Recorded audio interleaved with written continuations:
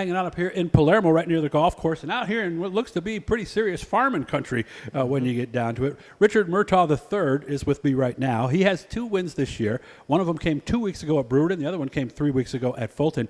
In his career, between snowmobiles and karts, he has over 500 wins in that division because he started pretty early. 5 total wins in the sportsman division. If you're one of those iRacing guys, too, you probably know about him, too. Premier Racing Setup on Facebook. Look them up because, if you're struggling like me and just throwing darts at a board for a setup, you might want to get a hold of him. And, of course, he is driving a Bicknell. That is one of our sponsors. He's a sportsman racer. How we doing?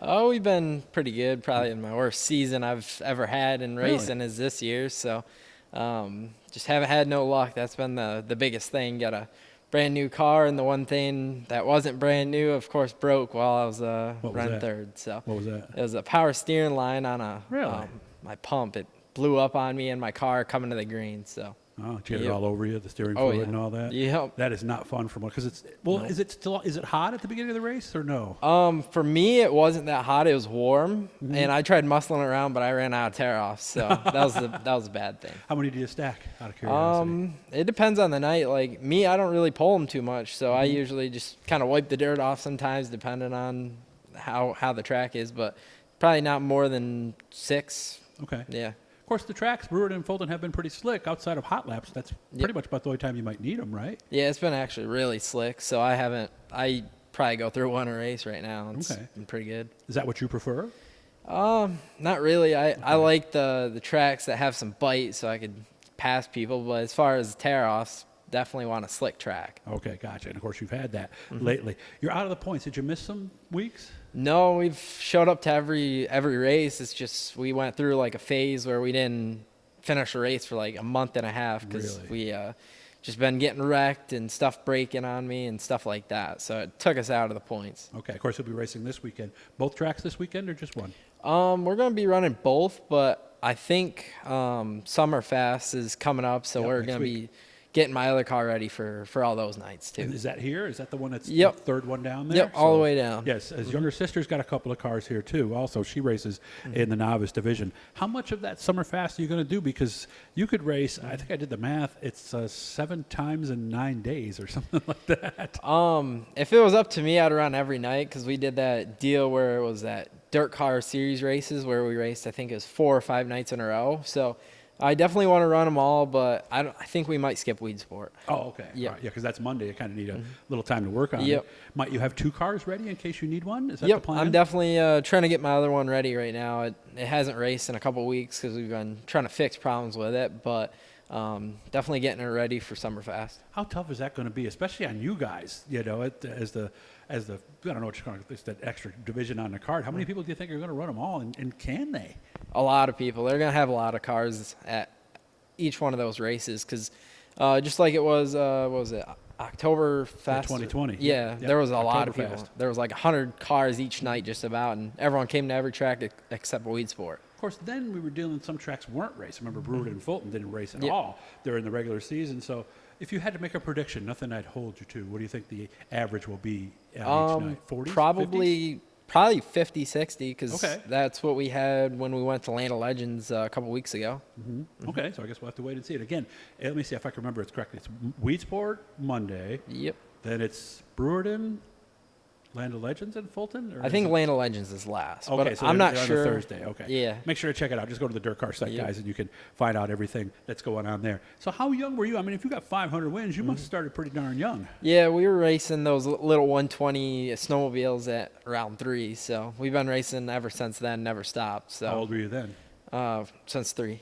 Oh, okay. They let you go a little earlier than the Yep, bike rods and we quarter were midgets running did. those little snowmobiles, not the big ones or anything like that. Oh, okay. Yep. All right. Did you continue with snowmobile racing? We raced for quite a long time, got some national wins, and then we moved up to quarter midgets, and we've done it all pretty much. And so you can travel as much in quarter midgets as you could with the snowmobiles also? Yep, we were pretty much going all over. Like we raced a lot at Syracuse, so that's kind of where we stayed, and the one in Fulton or Volney. Volney, right by the airport. Yep. Yep. Because that was really close to my house, so we raced there every week. So you know that track pretty well, huh? Yep. Were you in there when they were leaning all the way out of the cars? Also? I'm not sure. I was really young. So you don't remember a lot about yeah, it. Okay. I love going over there and watching them lean out of the carts. It's pretty funny. It is. Yep. So which were you better at, snowmobiles or quarter midgets? According to Dolbear, definitely snowmobiles, because he always gives me crap for the quarter midgets, but I don't remember the quarter midgets. He was one of the aces in the quarter midgets? Yep, he used to race those quite a bit. So Okay. I don't remember too much of the quarter midgets, but the snowmobiles definitely a lot. Why? When did you stop running quarter midgets? I don't know.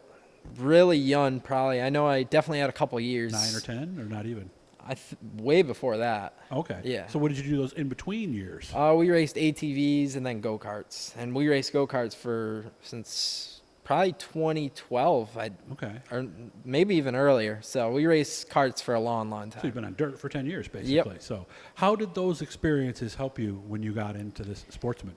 It's mainly iRacing helped me. Like, it was. Yeah, but you got used to sliding it around. There's got to be something that carries over, right? Well, not really. In the go-karts, like, you keep the wheel really straight, and in Yeah. these, you're turning the wheel to the right all the way around the corner. Like, iRacing helped me a lot. Like, it was same thing as pretty much playing iRacing when I got into it. Yeah, So. the hand motion and everything is Yep. is about the same and all of that. Because I remember the first time I saw an in-car camera, and I went back and watched the race. It's like, man, the car's straight. It's not doing anything. And then I see your hands going all over the place. Yep. You don't do the same thing in go-karts, huh? Not really, no. Like, you're so hooked up in the track. Like, if you make the smallest move, like, the cart reacts huge. So it's just very small reactions. Interesting. But I know a lot of people who've gone go-kart to sportsman, and they say go-karts help. Do they? Definitely helps with consistency. Like, when the track's rubber up, I'm really good because I don't really make mistakes because I'm so used to the go-karts where you're so sucked up to the track, like, you can't make any mistakes. So when the track gets rubbered up, I'm really, really good. Again, make sure to look him up, Premier Racing Setups. And he's going to hook me up with a setup or two here when I get going. What are the most mistakes? Because you had to work your way up just like everybody does at iRacing. What are the mistakes people like me make who, like I said, are just throwing darts? How much of it's set up and how much can I compensate for by the way I drive?